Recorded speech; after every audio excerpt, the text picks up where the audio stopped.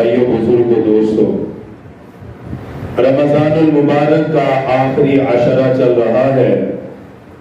جتنے دن رمضان المبارک کے گزر گئے اللہ تعالیٰ ان کو قبول فرما لے، اور اس میں جس مسلمان نے جو بھی عمل کیا اللہ تعالیٰ اپنی شایان شان سب کو اجر عظیم نصیب فرمائے، اور رمضان المبارک کے جتنے دن اور جتنی راتیں باقی ہیں اللہ تعالیٰ ہمیں ان کی قدر کرنے کی توفیق نصیب فرمائے، اور زیادہ سے زیادہ ان میں اللہ ہمیں اعمال کی توفیق نصیب فرمائے کہ رمضان المبارک کا مہینہ اللہ نے ہمیں عطا فرمایا ہے، نہ جانے آئندہ ملتا ہے یا نہیں ملتا، لیکن دعا ہمیشہ یہی فرمائے کہ اللہ تعالیٰ زندگی میں بار بار یہ دن ہمیں نصیب فرمائے۔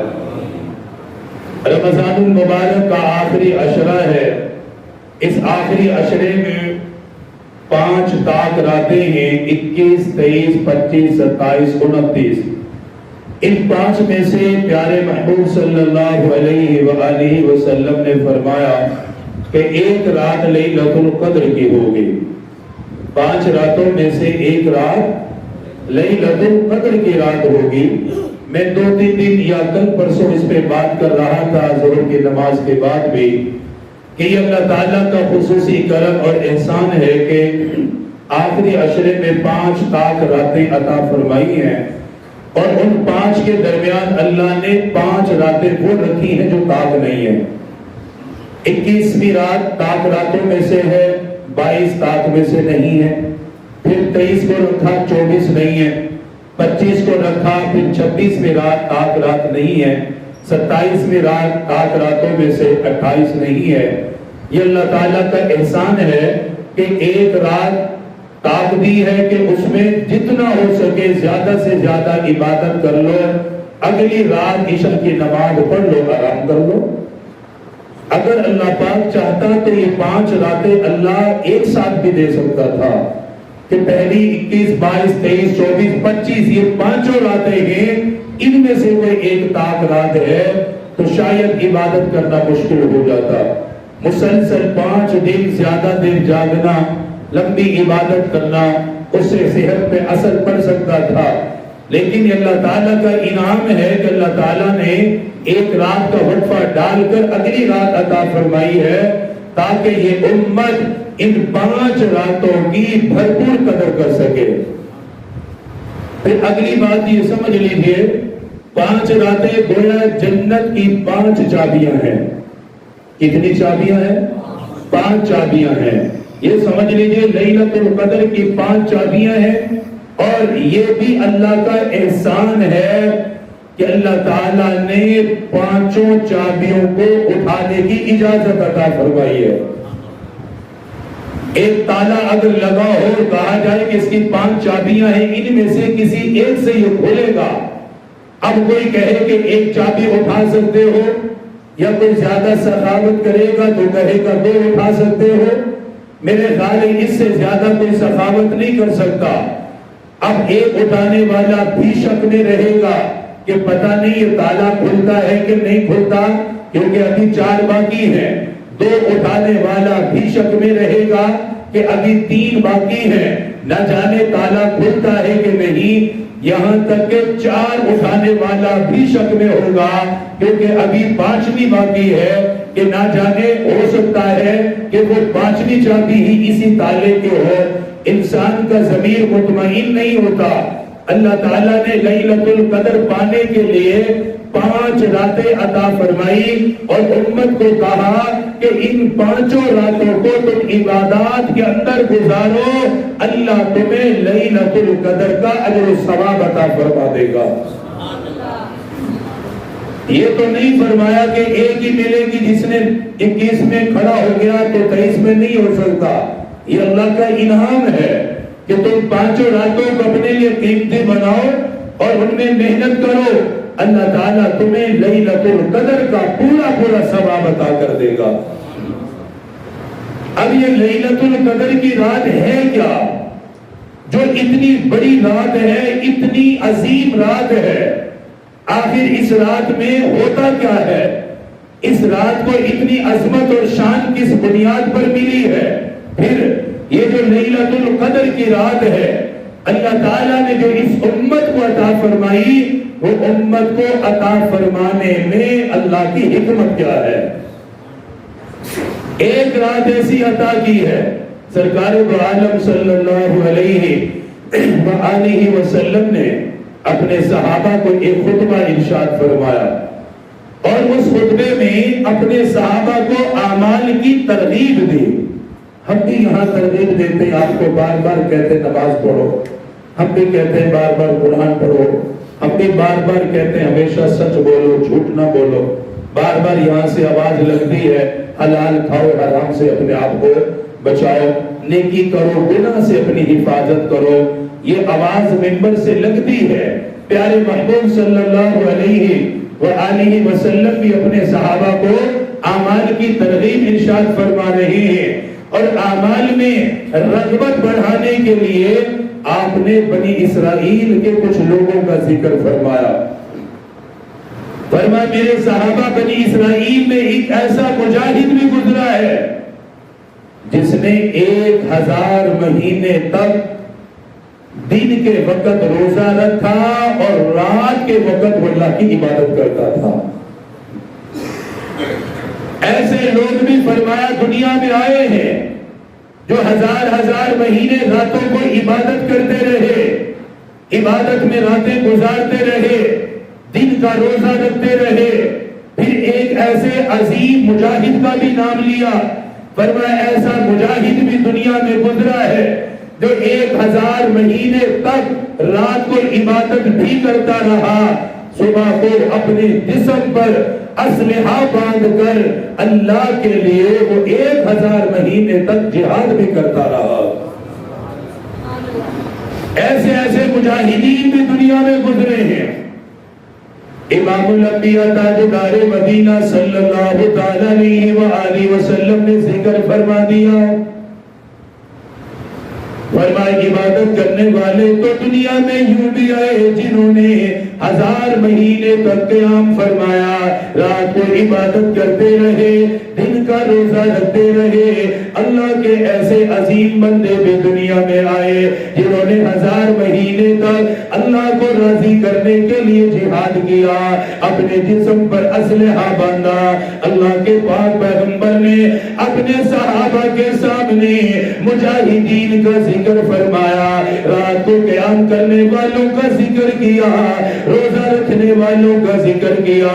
جب صحابہ کے سامنے پچھلی امتوں کے احوال آئے، ان کی عبادت کا ذکر ہوا، ان کے روزوں کا ذکر ہوا، ان کے جہاد کا ذکر ہوا، حضرات صحابہ اکرام پریشان ہو گئے، ان کے چہرے مرجھا گئے، زمین کی طرف اپنی نظروں کو کیا۔ اللہ کے پاک پیغمبر نے ان کی کیفیت کو محسوس کر لیا، ان کی طرف کو محسوس فرما لیا۔ فرمایا میرے صحابہ میں نے تو مجاہد کا ذکر کیا، رات کو عبادت کرنے والے کا ذکر کیا، دن کو روزہ رکھنے والے کا ذکر کیا، تم کیوں پریشان ہو گئے؟ تمہارے چہرے زمین کی طرف کیوں جھک گئے؟ تمہاری طبیعتوں پر بوجھ کیوں آ گیا؟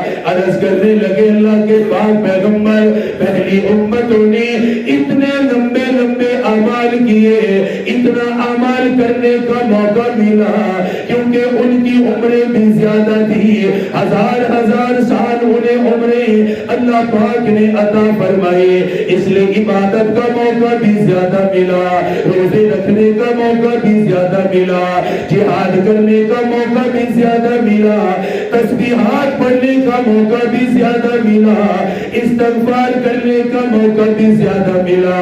عرض کرنے لگے اللہ کے نبی ہماری عمریں بھی کم ہیں، ہمیں دن بھی کم ملے، راتیں بھی کم ملی، اس لیے عبادت میں پیچھے رہ جائیں گے، زیادہ موقع نہیں ملے گا، زیادہ نمازوں کا موقع نہیں ملے گا، زیادہ روزوں کا موقع نہیں ملے گا، جہاد کا زیادہ موقع نہیں ملے گا۔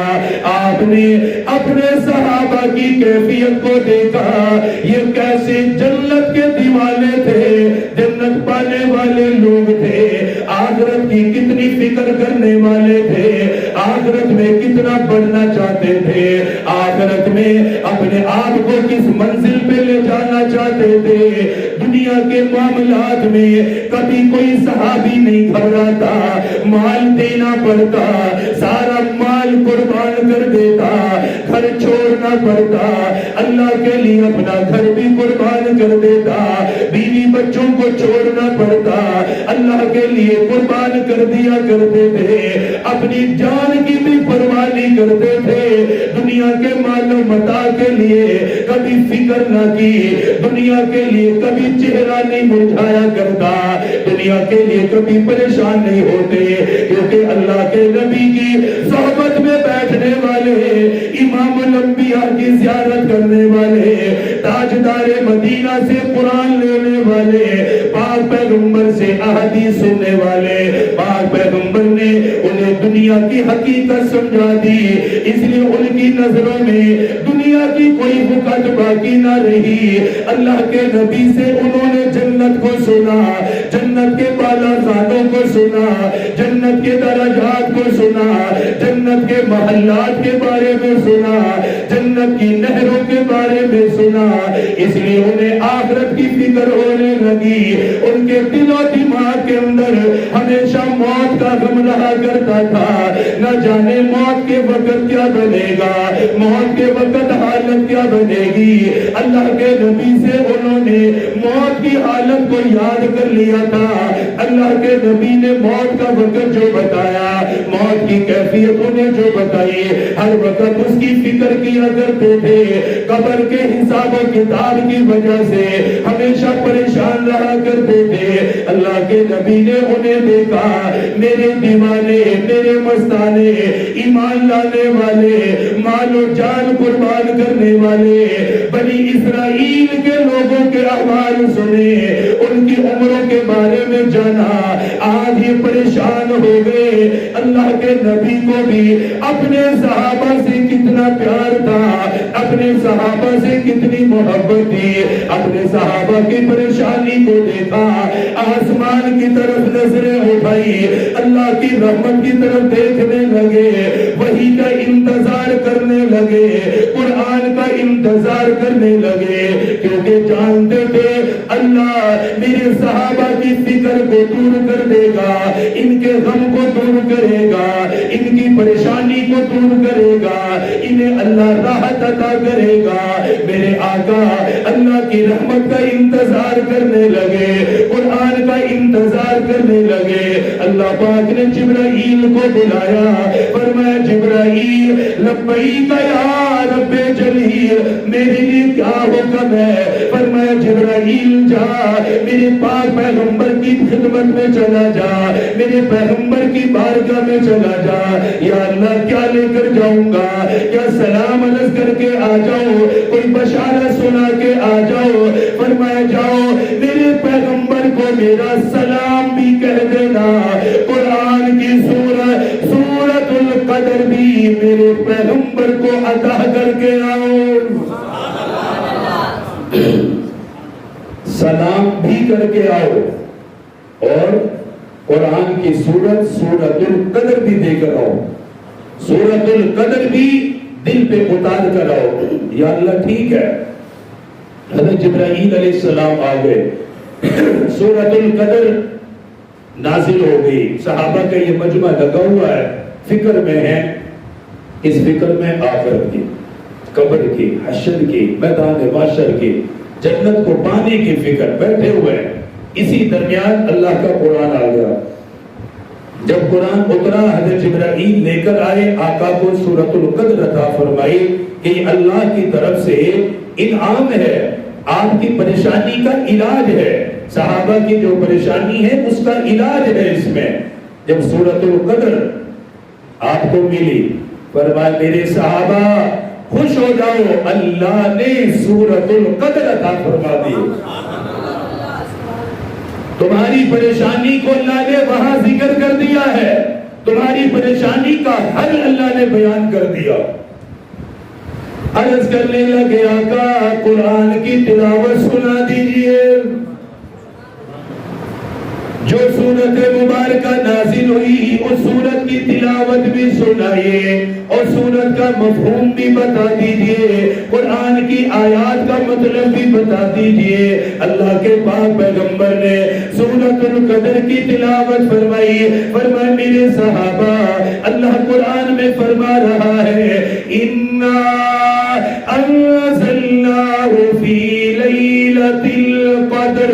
پہلی آیت میں میرے رب نے فرمایا، پہلی آیت میں اللہ نے فرمایا، فرمایا اِنَّا أَنزَلْنَاهُ فِي لَيْلَةِ الْقَدْرِ۔ فرمایا میرے محبوب اپنے صحابہ کو میرے قرآن سورۃ القدر کی پہلی آیت سنا دیجئے، پہلی آیت انہیں بتا دیجئے، پہلی آیت میں کیا ہے؟ فرمایا بے شک میں نے قرآن کو لیلۃ القدر میں نازل کیا۔ پہلی آیت کیا ہے؟ اِنَّا أَنزَلْنَاهُ فِي لَيْلَةِ الْقَدْرِ۔ اہمیت بتائی، فرمایا پہلی آیت پڑھیے کیا ہے کہ میں نے بے شک اپنا قرآن کس رات میں اتارا؟ لیلۃ القدر میں۔ سب سے پہلے اس رات کی نسبت اللہ نے قرآن کے ساتھ کی ہے۔ سب سے پہلی نسبت اس رات کو سمجھانے کے لیے، اس کی اہمیت بتانے کے لیے، اس کی قدر و منزلت، اس کی شرف و عظمت سمجھانے کے لیے اللہ نے سب سے پہلے اپنے قرآن کا ذکر فرمایا۔ فرمایا اس رات کو سمجھنے سے پہلے یاد رکھو یہ وہ رات ہے جس میں میں نے اپنے قرآن کو نازل فرمایا۔ اگلا قرآن کا انداز بیان دیکھو کتنا شاندار ہے۔ پھر فرمایا وما ادراک ما لیلۃ القدر۔ میرے محبوب آپ کو کیا خبر کہ لیلۃ القدر کیسی رات ہے؟ یہ تو اللہ بتائے گا آپ کو اب کہ لیلۃ القدر کی رات کیسی رات ہے۔ یہ اس کی طرف رغبت دلانے کے لیے، توجہ دلانے کے لیے، جیسے ہم کسی کو کسی معاملے کی اہمیت سمجھانے کے لیے کہتے ہیں تجھے کیا پتا وہاں جانے کا مزہ کیا ہے۔ ہم کہتے ہیں تجھے کیا پتا کہ مسجد میں نماز جماعت سے پڑھنے کا کیا مزہ ہے۔ اس کا کیا مطلب ہوتا ہے کہ ہم اس کو یہ سمجھانا چاہتے ہیں کہ بھائی مسجد میں جو نماز پڑھتا ہے اس کی الگ ہی شان ہے۔ اللہ رغبت دلا رہا ہے کہ لیلۃ القدر کیسی رات ہے، آپ کو ہم بتاتے ہیں اس رات کے بارے میں۔ فرمایا لیلۃ القدر خیر من الف شہر۔ پہلے لیلۃ القدر کی نسبت کو قرآن کی طرف کر دیا۔ فرمایا اس رات میں میں نے قرآن کو نازل کیا، اپنے کلام کو نازل کیا۔ یہ پڑھنے والے جو قرآن پڑھ رہے ہیں، یہ رب کے کلام کی جو تلاوت کر رہے ہیں، اسے نازل لیلۃ القدر والی رات میں کیا ہے۔ رات کی اہمیت بتانے کے بعد، رات کی نسبت اپنے قرآن کی طرف کرنے کے بعد فرمایا اب سن لو وہ رات کتنی اعلیٰ ہے، وہ رات کتنی بہترین ہے، وہ رات کتنی شرف اور عظمت والی ہے۔ فرمایا لیلۃ القدر خیر من الف شہر۔ لیلۃ القدر کی ایک رات کی عبادت 1000 مہینوں کی عبادت سے اعلیٰ ہے۔ لیلۃ القدر کی ایک رات کی عبادت 1000 مہینوں کی عبادت سے اعلیٰ ہے۔ اب مجاہد کون تھا جو 1000 مہینے جہاد کرتا رہا؟ کس صائم روزے دار کا ذکر کیا جو 1000 مہینے تک اللہ کے لیے روزے رکھتا رہا؟ پھر تیسرا وہ جو 1000 مہینے تک قیام کرتا رہا۔ ان لوگوں کی وجہ سے ہی صحابہ پریشان ہوئے تھے کہ ہم پیچھے رہ جائیں گے۔ اللہ نے جواب بھی ویسا ہی عطا فرمایا۔ فرمایا ایک رات میں نے 1000 مہینوں سے بہتر عطا کر دی ہے۔ اب قرآن کا طریقہ سمجھو، توجہ رکھے پوری۔ لیلۃ القدر خیر من الف شہر، یہ نہیں فرمایا ایک رات لیلۃ القدر کی 1000 مہینوں کے برابر ہے، یہ نہیں فرمایا۔ انہوں نے تو 1000 مہینے تک کیا نا. اللہ پاک فرماتا کہ جس نے ایک رات عبادت کر لی اسے 1000 مہینے کا ثواب مل گیا. مطابقت تو یہی بنتی ہے نا ان کے ساتھ، پچھلے لوگوں کے ساتھ اور صحابہ کے غم کی وجہ سے. لیکن اللہ اکبر، اس امت کا شرف بہت بڑا ہے، اس امت کا انعام بہت بڑا ہے. فرمایا میرے حبیب ایک رات کی عبادت 1000 مہینوں کے برابر نہیں ہے. سمجھے؟ ایک رات کی عبادت 1000 مہینوں کے برابر ہے نہیں ہے، بلکہ فرمایا 1000 مہینوں سے بہتر ہے. بہتر فرمایا، اچھی فرمایا. اب کتنی بہتر ہے کہ 1000 دگنی بہتر ہے، 3 گنا بہتر ہے، 4 گنا بہتر ہے، 5 گنا بہتر ہے. یہ تو اللہ ہی جانتا ہے. فرمائیے دیا کہ آپ ان کو کہے بے فکر رہو، ایک رات 1000 مہینوں سے بہتر ہے. اور جو بہتر فرما رہا ہے اللہ، وہ اللہ ایسا بادشاہ ہے جس کے خزانے میں کمی کوئی نہیں ہے. اس لیے وہ بڑھا چڑھا کر اپنی شیان شان بندے کو اجر عطا فرمائے گا. بہتر کہا ہے اسے، مزید امید دلائی ہے کہ یہ بھی مت سمجھنا کہ 1000 مہینے ہیں. فرمایا یہ سمجھ کر عبادت کرو کہ 1000 سے بھی بہتر اور اعلیٰ ہے. وہ رات تمہیں دی گئی ہے. آپ حضرات تعاون بھی فرمائیں انشاءاللہ 27 رمضان المبارک، 27ویں رات بروز پیر، یاد رہے گی انشاءاللہ 27ویں رات بروز پیر. انشاءاللہ مسجد میں تراویحوں میں قرآن پاک مکمل ہوگا انشاءاللہ تعالی. کوشش فرما لیں سارے شریک ہو جائیں. اگر کوئی شریک نہیں بھی ہو سکتا